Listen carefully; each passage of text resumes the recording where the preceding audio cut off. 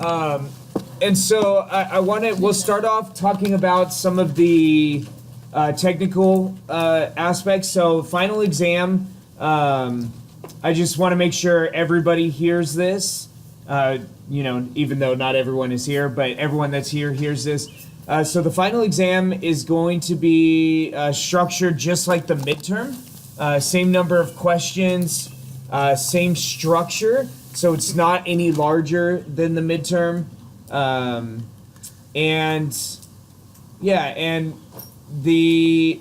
mentioned this already, but I'll say it again. The short answer questions will come directly off of the study guide, word for word. Okay?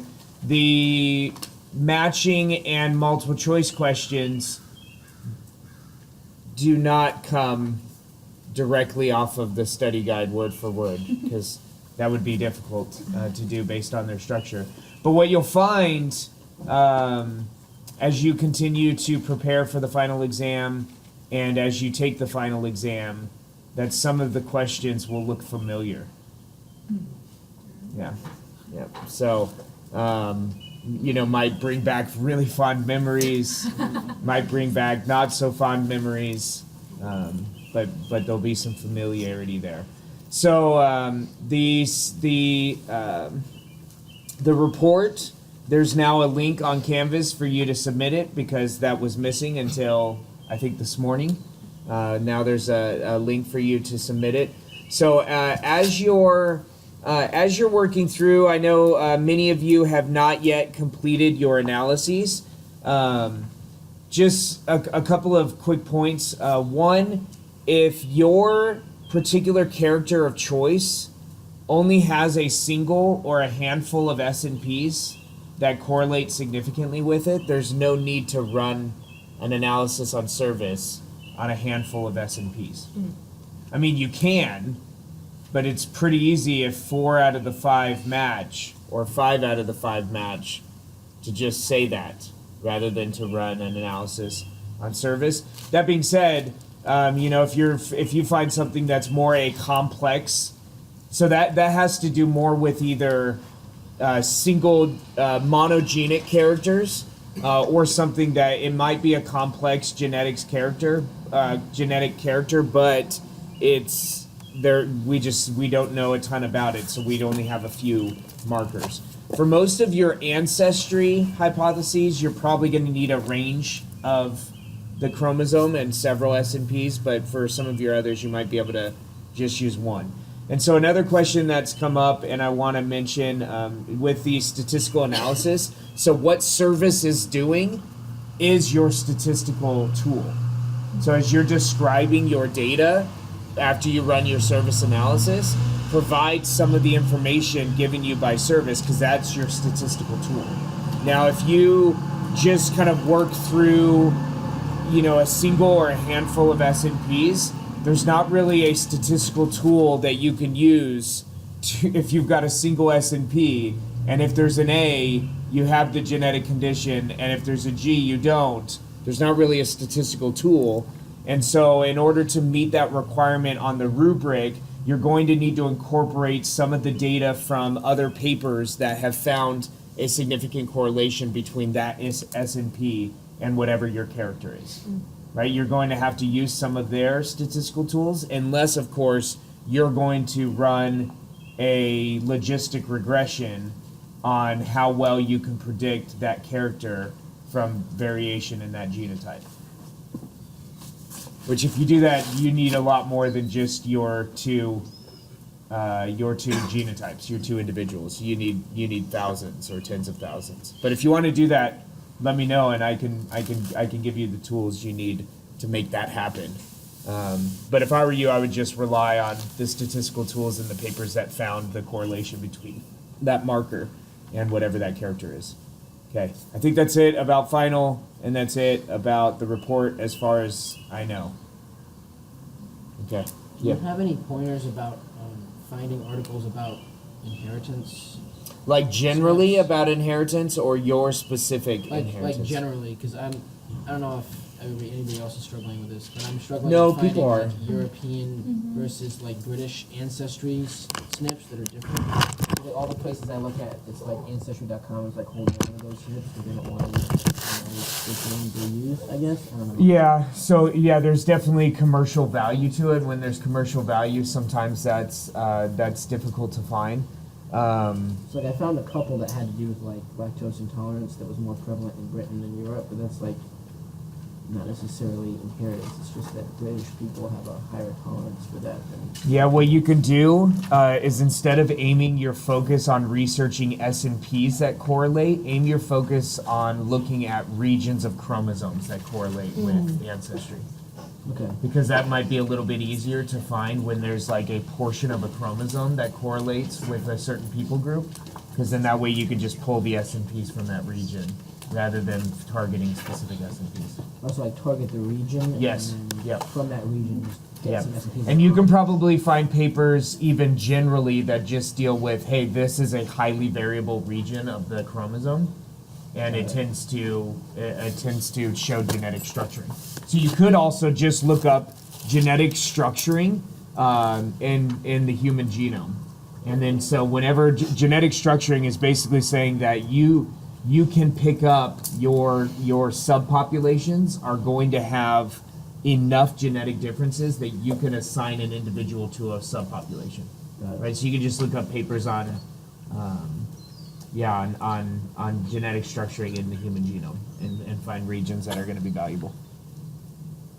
Right? Any others? Yeah, Jesse. Yeah, I kind of already talked to you about it, but I found this genome that basically gave like a whole list of Irish S&Ps. Yeah. But they didn't give the reference numbers; they just gave the positions on the chromosome. Yeah, and so you're going to have to. What I would do is just use regions like a block at that region of the chromosome. You know. Cool. There was a site I used over the summer. I forgot what it's called. Oh, for some of the work you were Yeah, doing. you can click on the region of the chromosome and then see all And the then SNPs. see all the Click SNPs. snip. I'll think of what it's called. Okay. All right. Well, so we left off on Wednesday with the question, when does life begin? And so what are some of the accessory questions that we need to answer in order to properly address this question? What is life? And that's an interesting question to answer. We'll talk about that. What are some other accessory questions?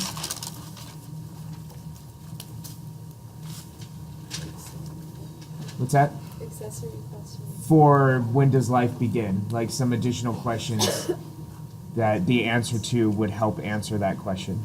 Yeah, what is life is a big one. That's a good one, David. No, go ahead. How are we called to preserve life? Okay.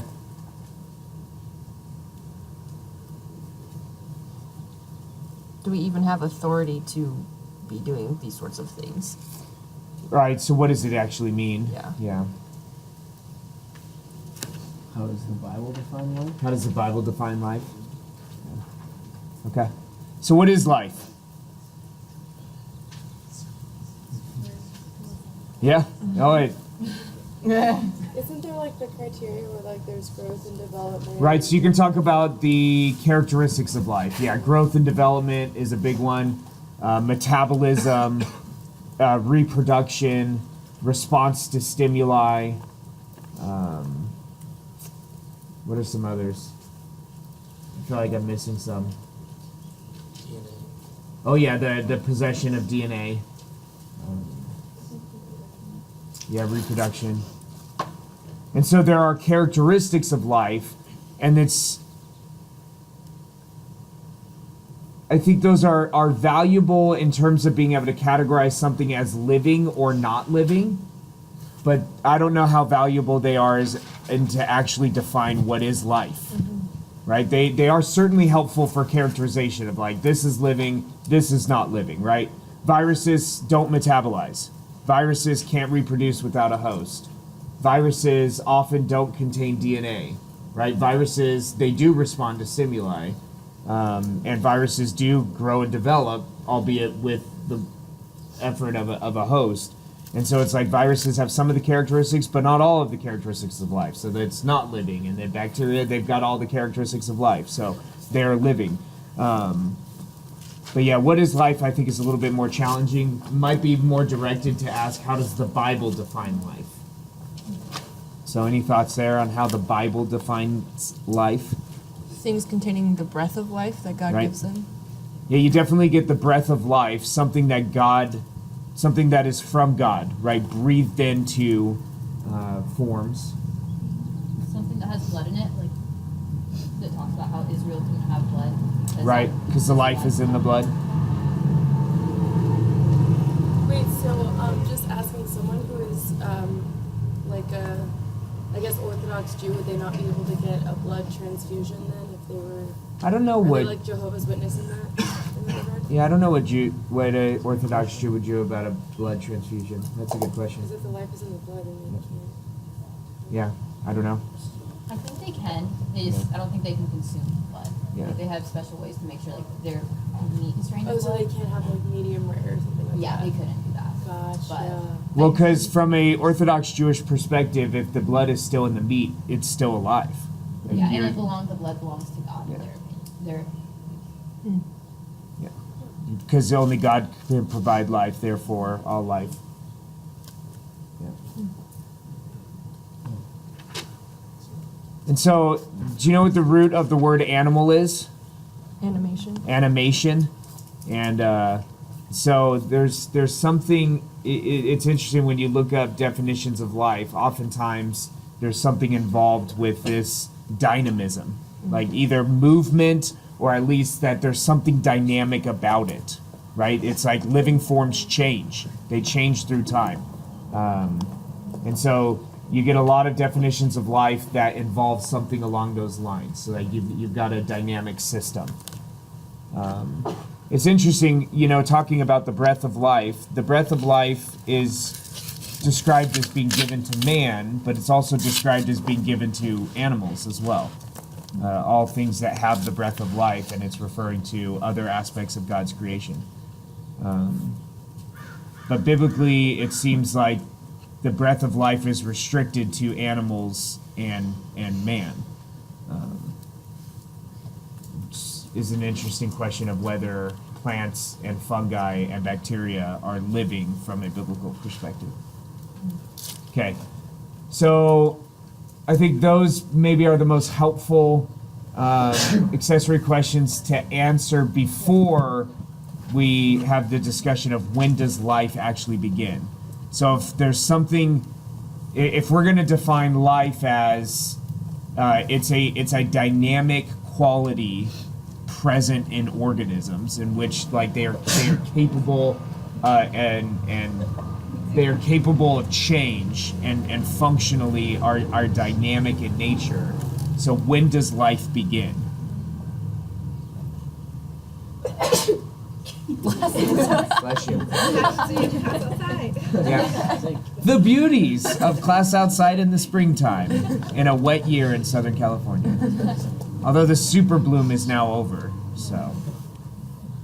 That's what happens when our society gets so clean. I know. Get your face dirty. I mean, obviously your hands, but get your face dirty, It's like take a bowl of dirt. What was the question again? I forgot. When does life begin? Oh, that's what we're trying to answer. Yeah, that's what we're trying to answer. Got it. So based off of the dynamic quality, maybe we could say that life begins as soon as an embryo starts to split into, like its cells start to divide, Okay. based off of that. Inception. So you're putting the dynamic nature happening outside of the cell. Yeah. Well, yeah. Because once, metabolism starts, unique metabolism and unique developmental processes start immediately once the sperm fertilizes the ovum. Even before the nuclei fuse, once that sperm fertilizes the ovum, it picks back up where it basically arrested development in metaphase, usually in metaphase 2. And it picks back up, and now it's developing in a unique and new way. I would agree with Kaylin on that. That as soon as the sperm fertilizes the egg, especially because you are seeing that dynamic change and it's developing. So you're seeing it's becoming something. And so it doesn't just have that potential, but it is something. Well, and it's at that point, it has all of the characteristics of life. It contains DNA, it's growing and developing, it's metabolizing, it's reproducing itself, or at least preparing to, but that takes time in human cells. And so the zygote has all of the characteristics of life, which makes it really challenging to argue that it is not living. I think the question is it a unique living organism, right? Is a slightly different question, and maybe another important accessory question to address.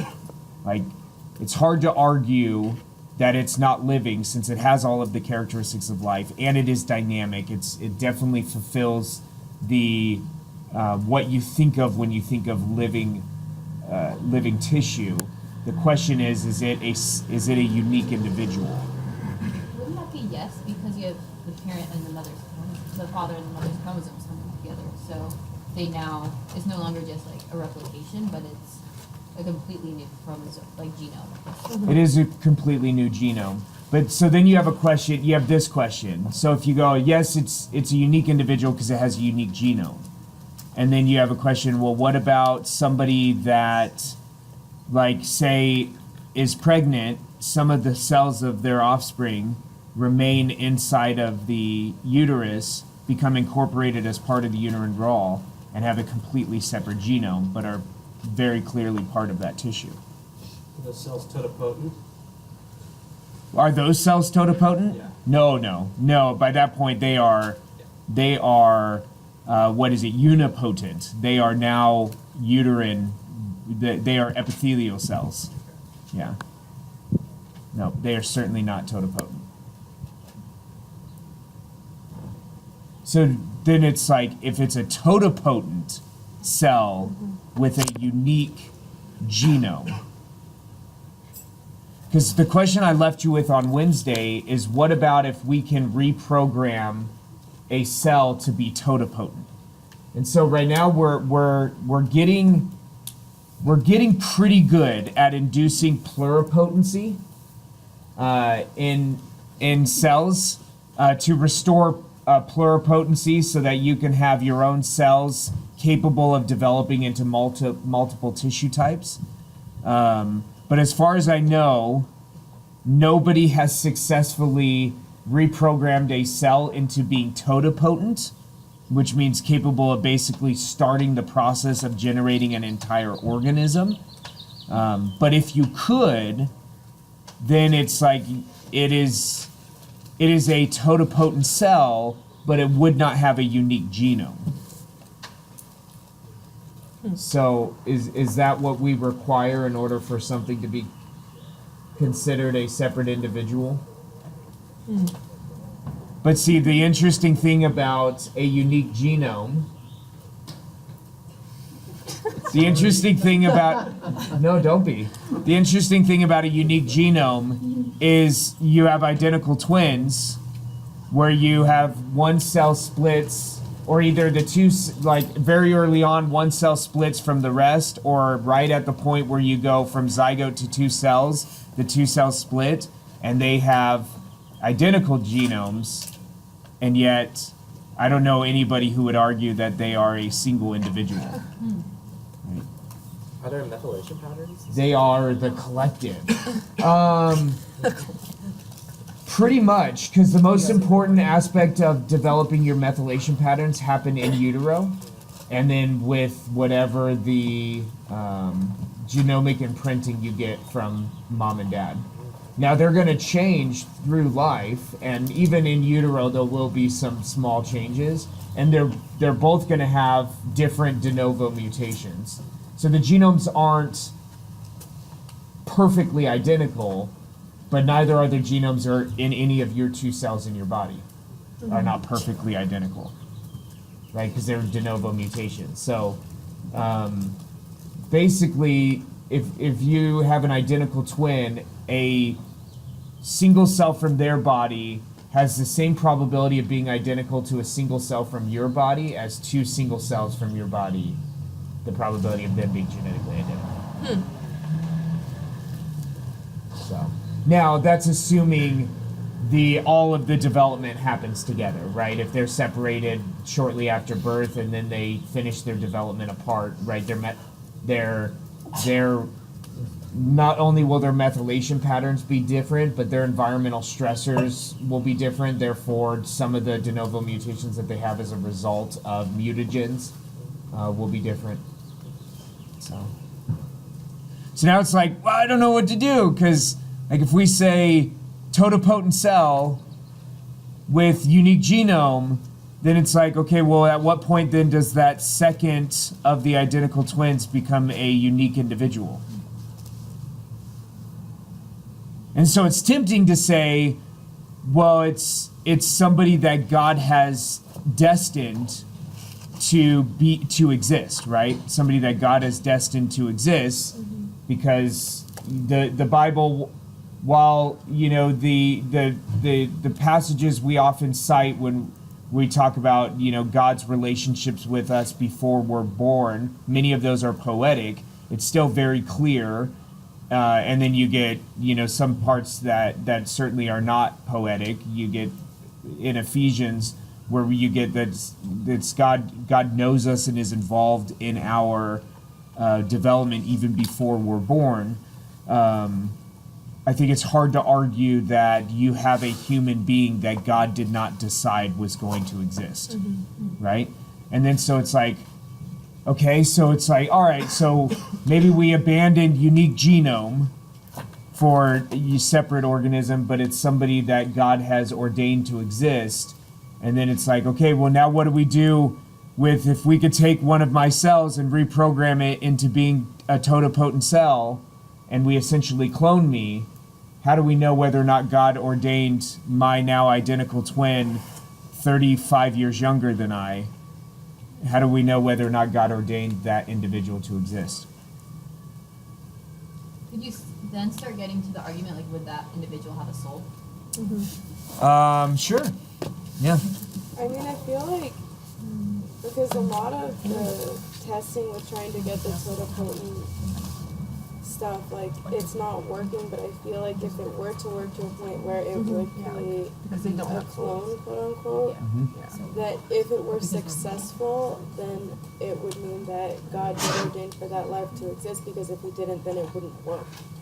And so if it goes into how much do you believe in the sovereignty of God? Because if God ordained it, then obviously it's going to be successful, versus if he didn't, it doesn't matter how many times you try it, it's not going to work.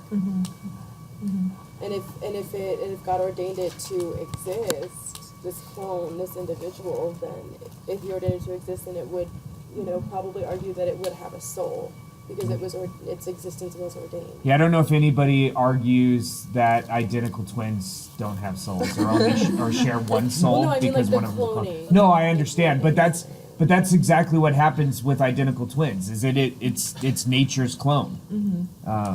It is cloning, and I'd be curious if somebody did want to make the argument that identical twins share a soul. Because one could Some end up being interesting saved and one implications. can end up not being saved, and then their souls would But end there's up only in one different soul, places. so they are one. Realistically, how far along is this technology? Then only about one of them has inducing to- pluripotency? Inducing pluripotency or totipotency? Well, like pluripotency, and then like how far away are we theoretically from totipotency? We can induce pluripotency now. Okay, yeah. Yeah, now to actually use it in a clinical setting, we're pretty far away from that. Except for in like an experimental place. But to actually induce pluripotency, we can do it. We can do it now. Clinical and research applications of it are limited. How far are we from inducing totipotency? I have no idea, because I don't think anybody really knows what that actually takes. So, like, we don't know programming-wise what the difference is between a pluripotent and totipotent cell, or we do, and being able to get it there is out of our reach? Both. Okay. Yeah. You have to remember, epigenetics is still in its infancy. Like it's gone a long way in the last 10 years, but as far as what it actually requires to reset that, and even what it looks like in the ovum, is still not entirely clear. Not entirely clear, and what it looks like in the zygote, it's not entirely clear.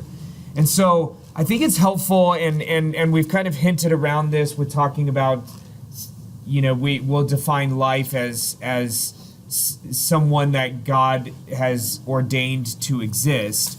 And so I think what we're left with is, well, first of all, I don't think there's any argument that you can make that the most objective argument is that life begins at the point of fertilization. Because at that point, you have all of the characteristics of life, and you have a dynamic, growing and developing and changing organism. I think where you get into a question and where there's a discussion is at what point is that a separate individual? And then it's complicated because they are not legally treated as a human being. And then you have legal complications, but just from a morals perspective, questions of when they are a separate individual. But I think that you're basically left with the most objective time in which life begins is at the point of fertilization, and the most objective way to define an individual is something with the potential to develop into something with the potential to develop into an individual, right? And so your zygote, whether it was formed through natural conception or whether it was formed artificially, it has the potential to develop into an individual. And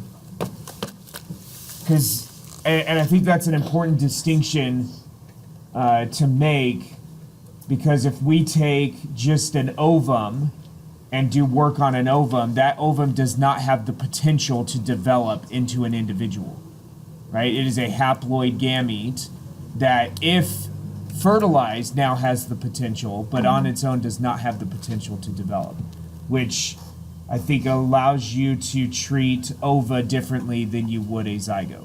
But with zygotes, it's not like they have the potential. Like after it's fertilized, it is actively in stages of development where the cells are growing and dividing. Well, not So it's necessarily. no Not longer- if you fertilize it and you don't provide it the growth medium necessary to grow and develop. So the process of fertilization will happen, but no real growth and development will happen unless it has the proper environment for that.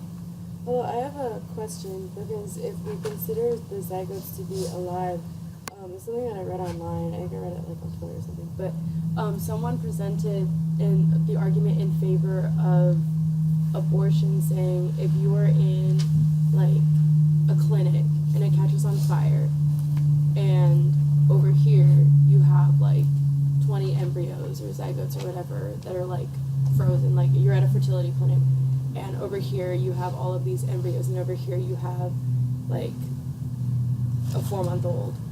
Like, which one are you gonna save if you consider them both to be alive? And obviously, like, everyone is be like, oh, well, I'm gonna save the 4-month-old. And it's like, oh, well, why? Because if it's like 20 lives versus one, why are you choosing that one over the 20?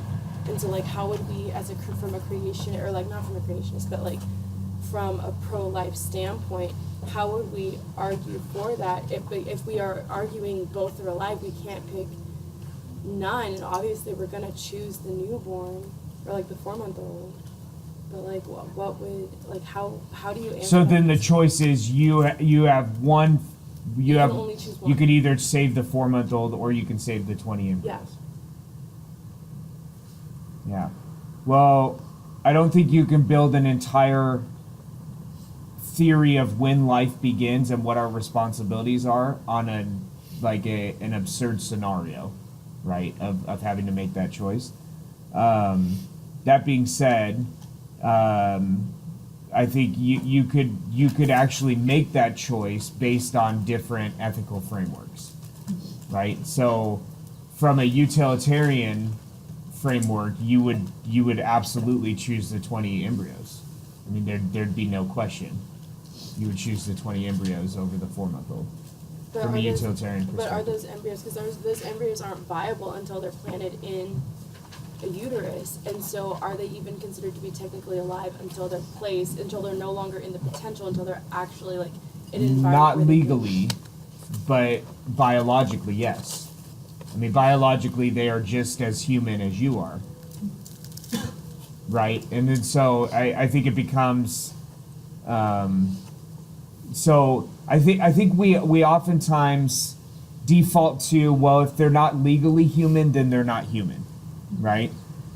Where biologically they're just as human as you are, and so I don't know if you could make a sound utilitarian argument in favor of picking the 4-month-old, because what would maximize the good would be to save the 20 embryos. So, but anyways, the scenario, even that scenario forces you to determine, basically it forces you to say, well, they're not alive yet, right? Which is basically the same thing you would use when you decide to terminate a pregnancy. It's like, they're not alive yet, right? Or they're not legally human, therefore they're in a separate category. But I don't know if the scenario actually provides any argument in favor of them that life has not started yet. Right? It just creates kind of a similar scenario.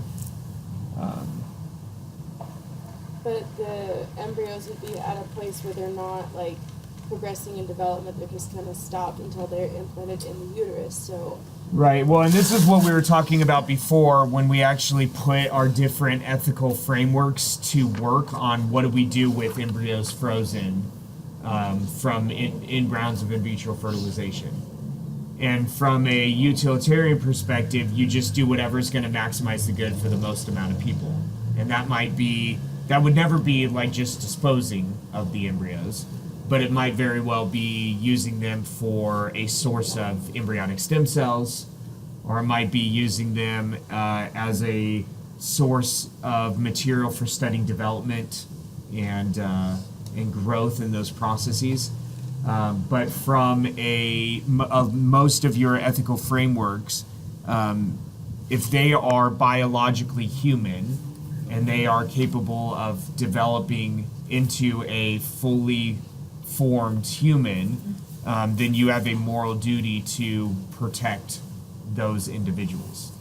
And then from a natural law perspective, the morally right, the morally good thing is going to be that which allows them to carry out their design, and what allows an embryo to carry out its design would be to implant them. And so the only morally responsible thing to do would be to find people to adopt those embryos. So you're choosing the embryos with potential to develop over an infant that already has. Well, I would just say that's the decision you would make from a utilitarian perspective, as long as the embryos are alive. Which again, I think there's no real argument that you can make that they aren't alive and they aren't human. And so, from a utilitarian perspective, what would maximize the good would be protecting 20 individuals over one. But how could you I don't know, I guess because their development is not in a place where it's progressing, it's halted until those embryos are implanted. Sure. Nothing is happening. And Okay. so it's it's not, the embryos aren't, they don't meet the criteria, or the list where They don't have the growth and- characteristics of life. Yeah, they don't in that scenario, because they're not implanted in the uterus, so the cells aren't growing, they aren't dividing, they aren't, They're still metabolizing and responding to stimuli, and you could make the same argument then if you want, collectively, most of the cells in your body are not growing and dividing, right? But you would still say that those are living cells, right? Even though they're not growing and dividing, development is arrested. They are locked in, G naught, and yet they're still metabolizing. They're still responding to stimuli. They're still capable of reproduction. They're basically in the same spot that the embryo is. The difference is you have some cells in your body that are actively growing and developing. So again, it's a scenario that is an impossibly difficult scenario, because no matter which choice you make, you fulfilled some moral duty or some moral responsibility, while in the choice that you make, you're oftentimes in a position where you're having to do something that's morally wrong. But again, it's like, well, why couldn't you save everyone? Right? And if you're like, the cost is you might die in the process, that I don't yeah. Anyways, it's too complicated. What would I do if I had to choose between saving? Would you save the 20 or the? I tried. I mean, if I had to make that choice, I would probably save the 20 embryos. But again, it's like an impossibly difficult decision to have to make.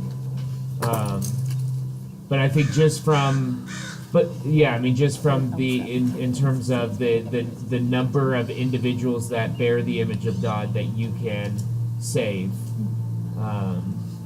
would justify making that decision. But yeah, so with embryos, then again, from like a natural law perspective, and I think even from a virtue ethics, you're left with, if they're alive and they're human, the only morally responsible thing to do is to implant them and allow them to carry out what their functional design is, and that's to be human.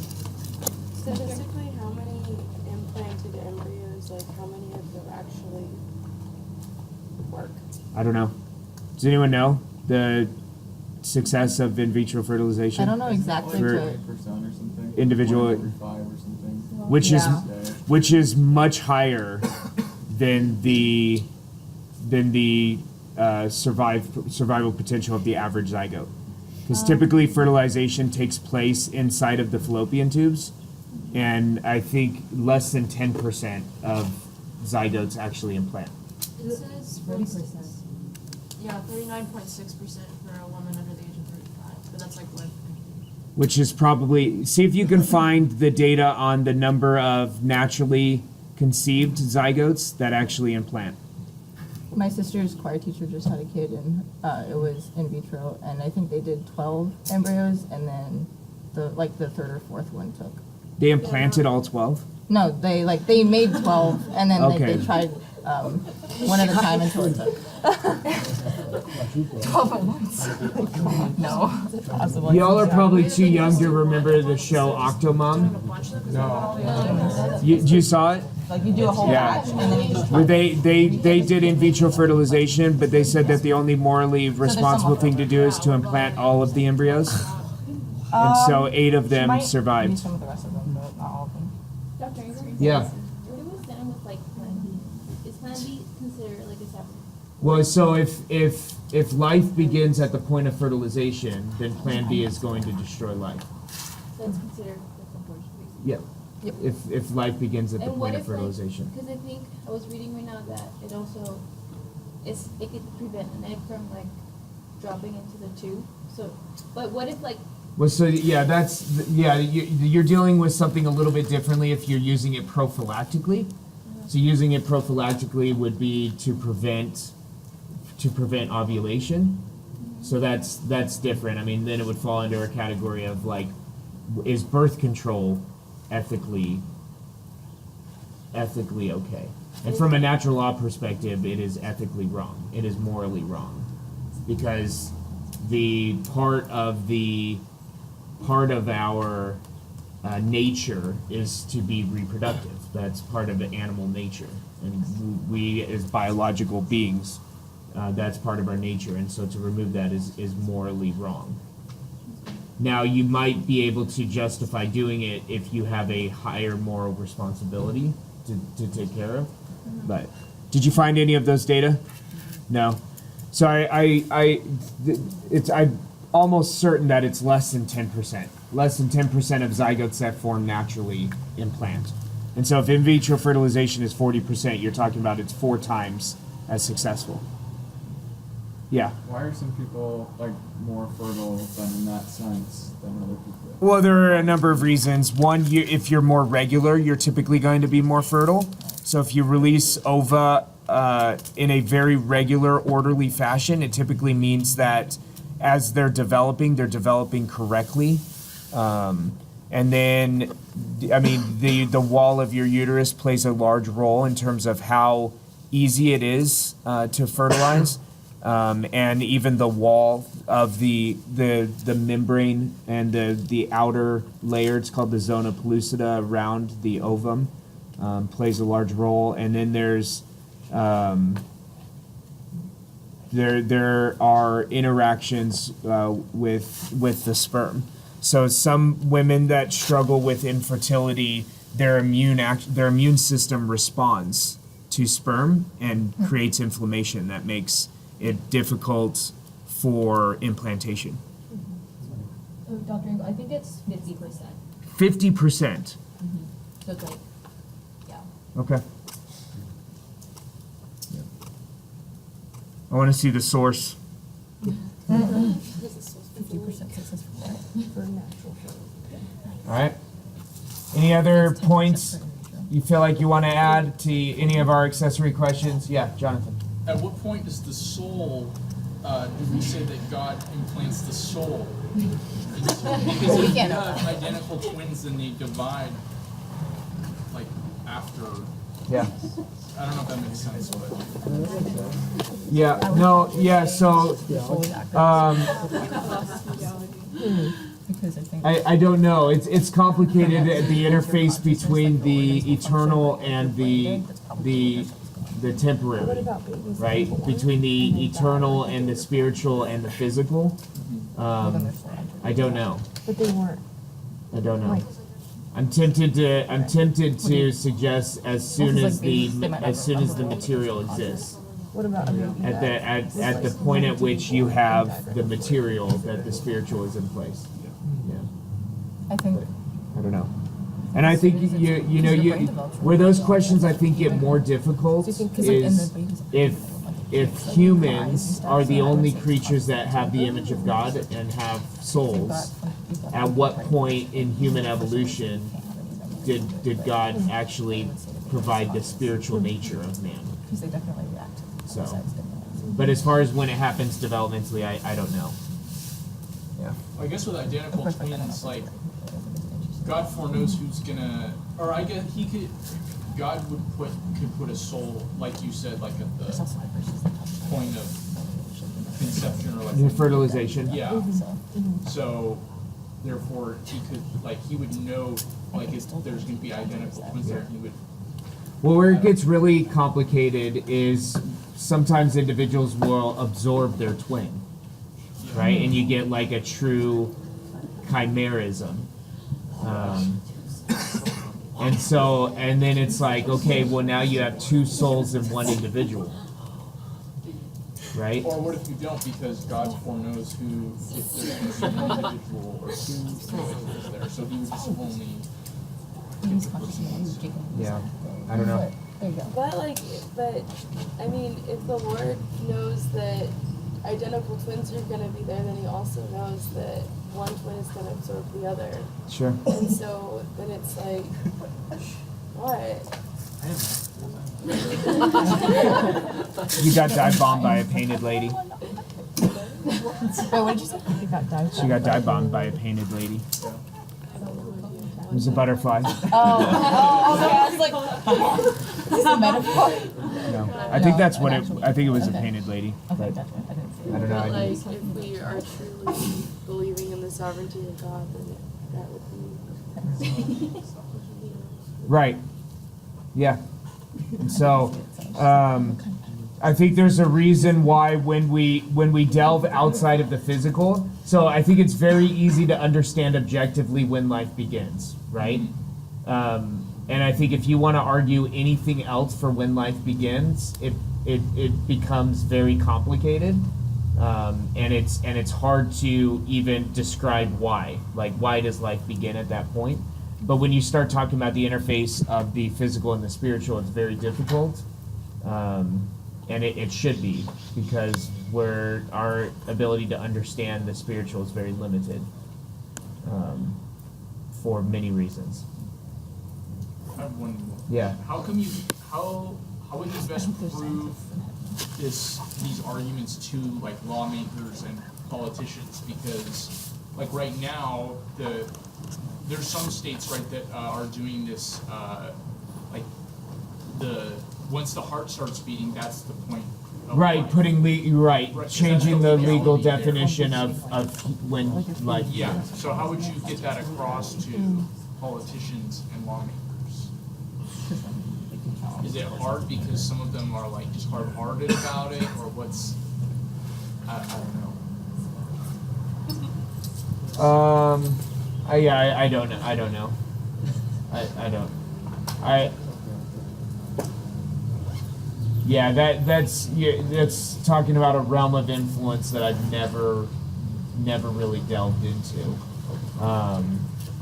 But yeah, you pay somebody ridiculous amounts of money, and to get, I don't know. I mean, it seems, because I think the issue is you have to understand that the question isn't when does life begin. The question is when should it be legally protected as a human being, right? So that's a different question. And so really what you're having to do is try to convince that the legal protection that every human has needs to be at the point of fertilization. And what that does is it infringes on other things that are legally protected.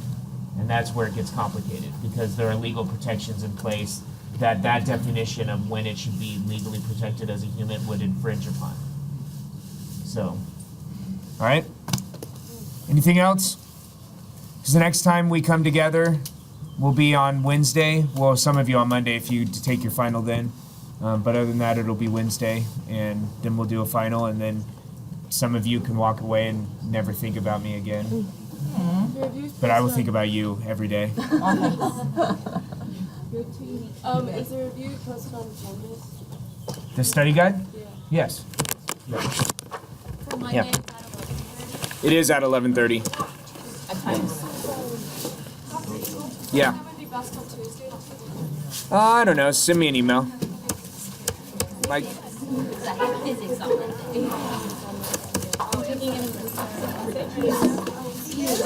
Wow. So we can just send an email, you said, right, Dr. Engel? Sure. Okay, I'll take it on Tuesday. Okay. Is